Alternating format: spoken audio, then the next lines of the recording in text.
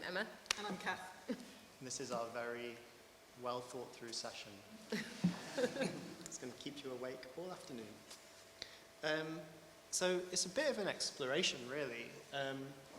In at least mine and Emma's work, we've talked a lot about how we often find ourselves in kind of strange situations where perhaps a talk won't do, or maybe it's easier to kind of just show something to explain STS to other people, or people are looking for us to be kind of filling time in workshops or events and things. And so we often find ourselves having to kind of create these, well, we're not really sure what to call them at the moment. Sometimes they're methods, sometimes they're approaches, sometimes they're kind of artifacts or tricks, sometimes they're games, sometimes they're just sitting in rooms and doing something that isn't a talk.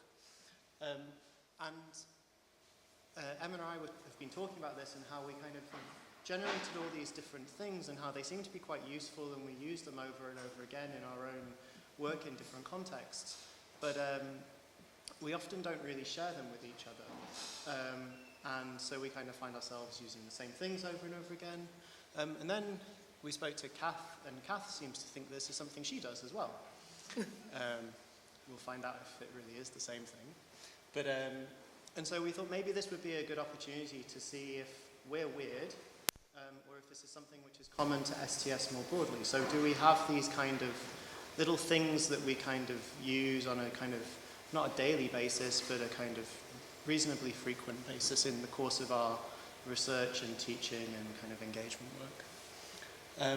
So I think in the session we want to ask questions about why we end up or bother developing and using these kind of approaches, and we have some examples to kick us all off in a sec.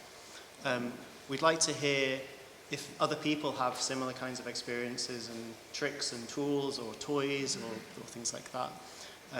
Who is using them, in what circumstances, and why? And we'd like to maybe think about, are there any kind of commonalities or features between these different things that we have? So are they methods, or are they all trying to do similar things? We had a chat just now and realized maybe they're not research. They're things that we use to do things other than research a lot of the time. So what are the kind of commonalities and tensions that we have between these different kind of methods and things that we've been using? We'll obviously give a bit of an intro, as we're doing now. Then we've got some time for some roundtable discussion. We'll hear back from some of the groups as well, and then we'll go back and do another round of discussion. Because we are being creative and participatory, you will see that there are some post-it notes and A4 sheets of paper that we'll explain to you in a sec, I guess. Do you want to say something now? Or shall I say something? I don't know. No, well, maybe, I mean, I can start maybe, but so building off what Rob said is sort of we've been thinking a little bit about why we do these things, and maybe one of the starting points is, and maybe this builds too a little bit on the conversation from this morning, is that we often end up in these quite interdisciplinary settings where you're working across different communities, where you have people with quite different maybe vocabularies and commitments, different practices and so on, and that there are times when simply sort of standing up and talking STS or giving an STS paper or trying to sort of teach an STS idea in a traditional way just doesn't really work. And so I think this is one reason why we find ourselves sometimes turning to, well, what kinds of tricks can we use, or what kinds of approaches can we use that might be somehow still productive and generative, but not sort of a typical STS.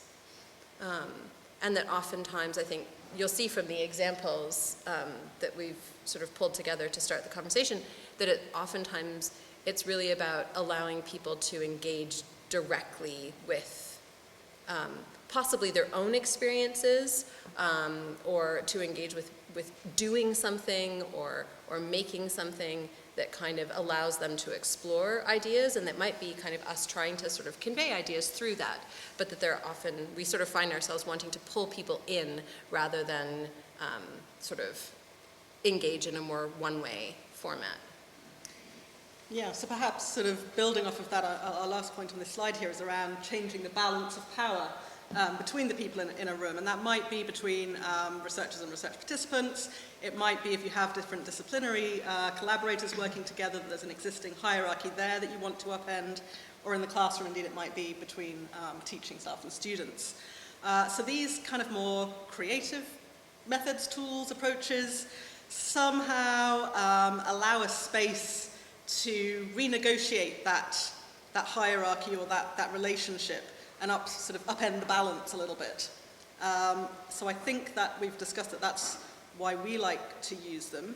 There are other aspects around, certainly in some of these methods, around creating a kind of a gap of uncertainty. So focusing on sort of the ambiguous, the playful, acknowledging that sometimes it's better not to ask a direct question, not to even frame the issue in a particular fixed or solid way, but actually if you use creative methods, you allow people to think while they're making, you sort of ascribe value in a sense to moments of hesitation or uncertainty which otherwise might be neglected. And I think that's, it's about kind of recovering those moments of kind of unruliness or I think what Michael's term misbehavior in some of these occasions where we might learn something different and question ourselves as to what it is we're actually busy doing when we are teaching, running engagement events, or whatever it might be. Should we keep going? Sure.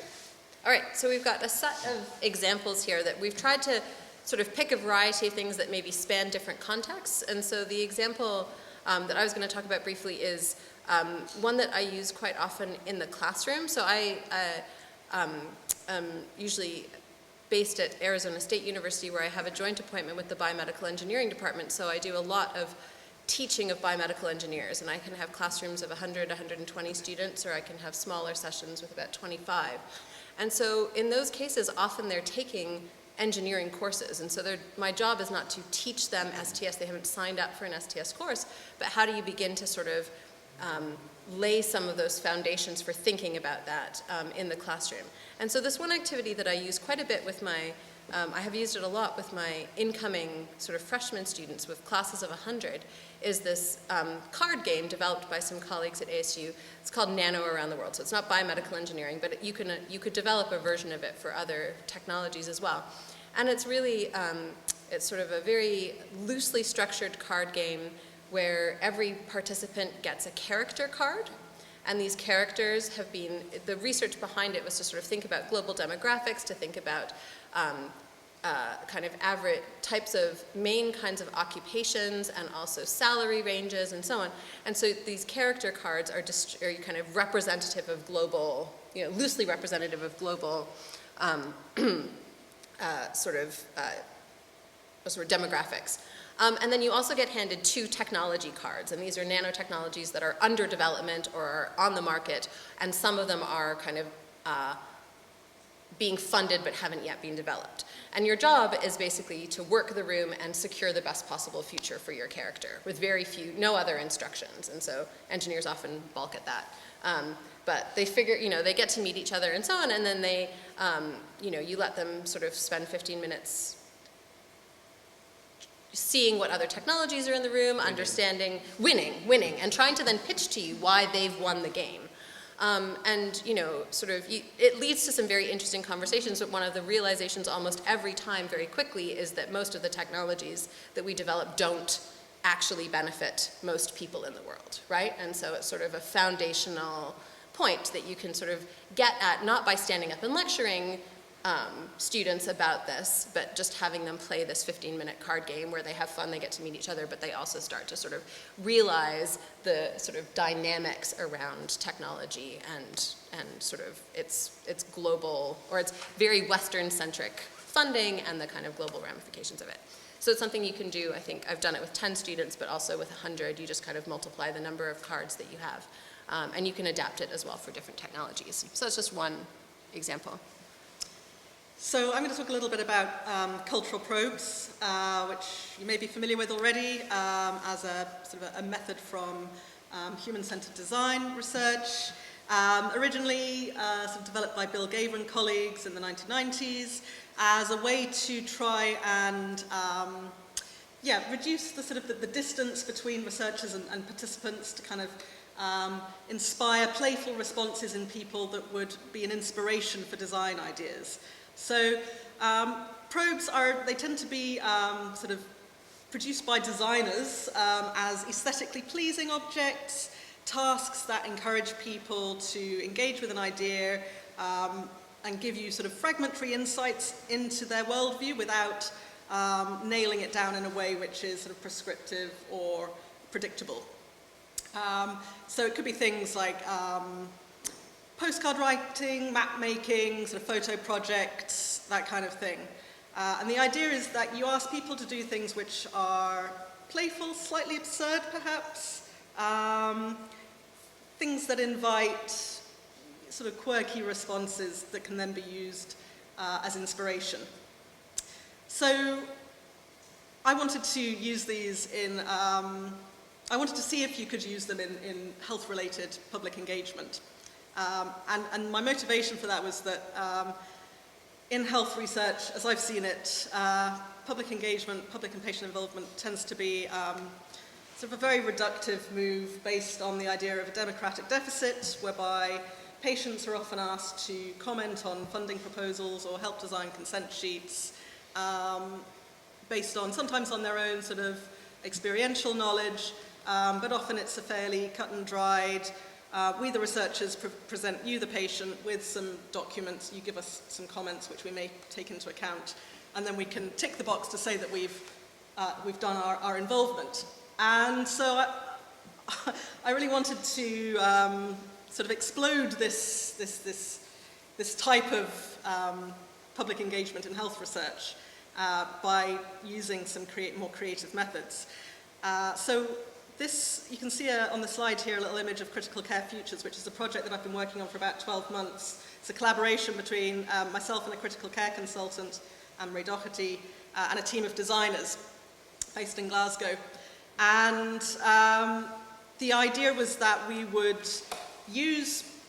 co-design a set of probes between ourselves, so the designers are on board as our creative experts, and that we would bring together ethics committee members, clinicians, researchers, and ICU survivors to produce a set of probes that we would then send out to further members of these groups to ask about what the future of research in the ICU could look like in the context of big data, really.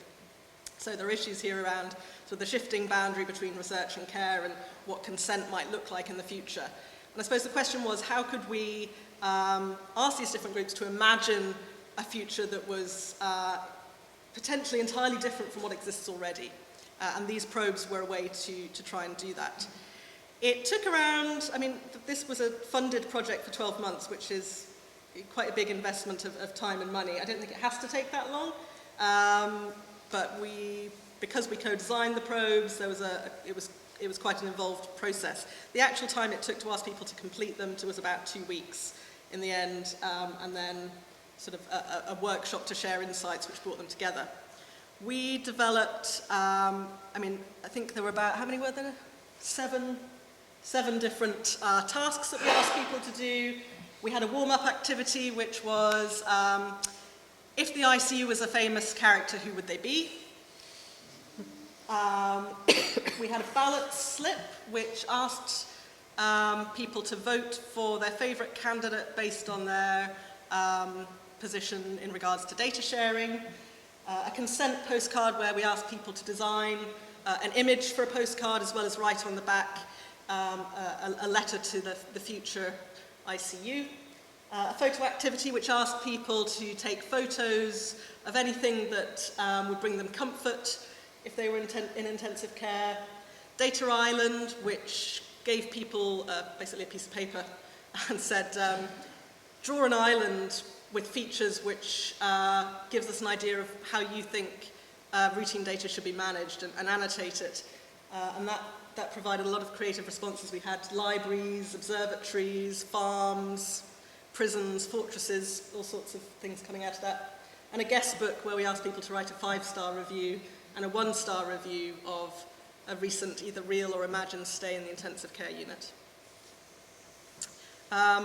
So we purposefully didn't analyse these, but we did use them to create, we sort of pulled out of these some insights, which went into a report.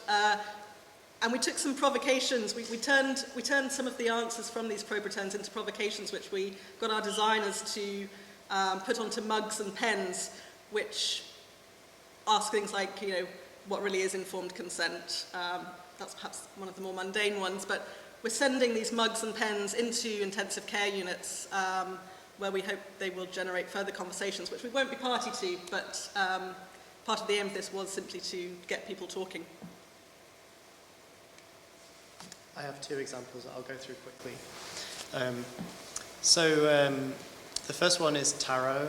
Tarot is a thing that is cool right now in academic research. Everyone seems to be doing it, and they all have slightly different versions. This is the original.